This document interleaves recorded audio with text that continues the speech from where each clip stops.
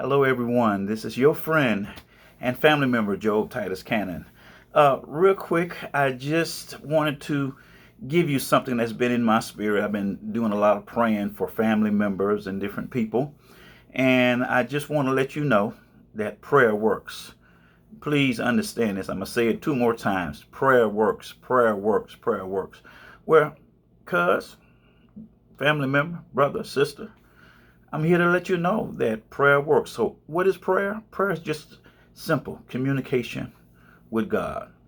You can communicate with God about a problem. You can communicate with God about something specifically that you're praying about. Or you can also offer a prayer of thanksgiving, which I try to do every day because I just want to thank God for every day that I'm alive, especially in the world and the situation that we're living in today. So, I want to give you this example of prayer that from the book of Acts. Acts is just named Acts because there was an Acts of the apostles, the people that followed Christ, people that gave their life to Christ. So here we are in Acts 12, and in your reading and your devotional time, please, I want you to study that. Acts 12, 2 through 16. But let me just kind of break it down a little bit, give you a paraphrase it a little bit. There was a situation that was going on, and the apostle Peter. What I like about Peter, Peter was a person that had issues, just like you and I. Peter had a cussing problem. Peter was loud. Peter carried a knife, carried weapons. Peter was all right with me, but Peter had some issues. Peter was a person that loved God and was preached boldly for Christ.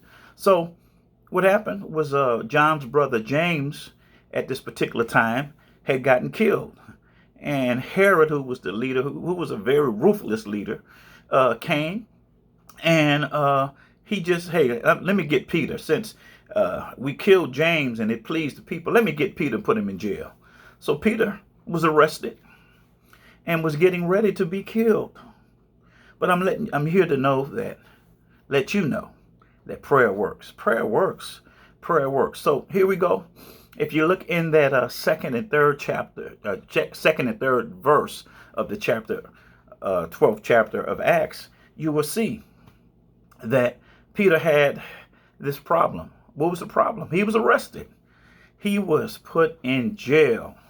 He was put in jail, and he was not only put in jail, he was heavily guarded. He had soldiers around him that was guarding him around the clock. Around the clock, he was chained. He was in shackles. Many of us, we're in shackles right now. Maybe not physically shackled, but shackles in our minds. We're imprisoned by situations that's going on in our lives. We're in shackles spiritually. But after problems comes prayer. If you have a problem, you got to immediately go into prayer.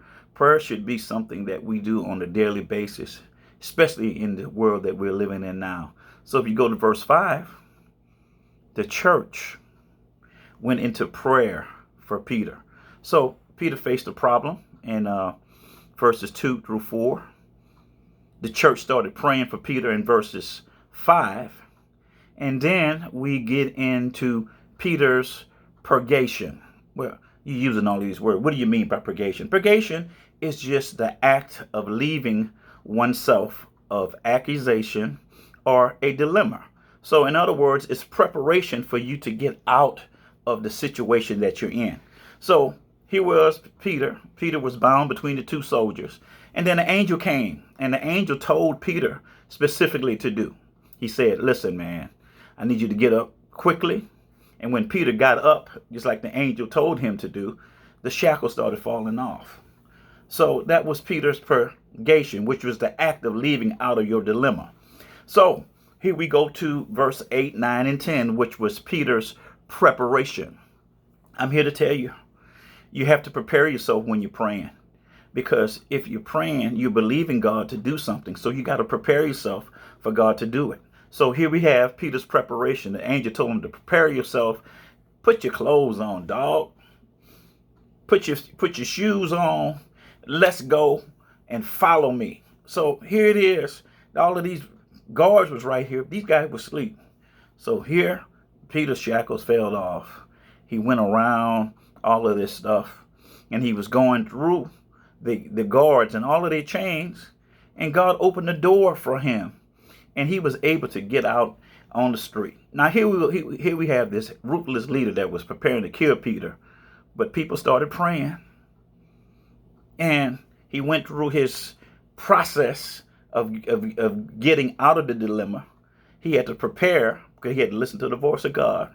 And here we have Peter's prize. Peter was out, and he said, now of a certain the Lord has delivered me and rescued me out of this situation. So here Peter was going through to the people that was praying for him. So he knocked on the door, and this little young lady named by the name of Rhoda, was astonished because they were still praying for Peter. Okay. So she went to go tell the people, hey, man, Peter's right at the door. He's at the door. Okay. So the people say, hey, leave us alone. We still praying. So Peter had to go in there, and the people were shocked. Why are you shocked when God answers your prayer? I'm here to let you know, don't be shocked when God answers your prayer. Listen, when you're going through problems, pray. When you go through prayer, make sure that you accept the purgation, which is the act of leaving out of that situation. Prepare yourself for the prize. So I'm here to let you know that's just something that was on my heart. I just wanted to share that with my brothers and sisters and my cousins, my relatives, that prayer works. And please don't be surprised when God answers your prayer. God bless you.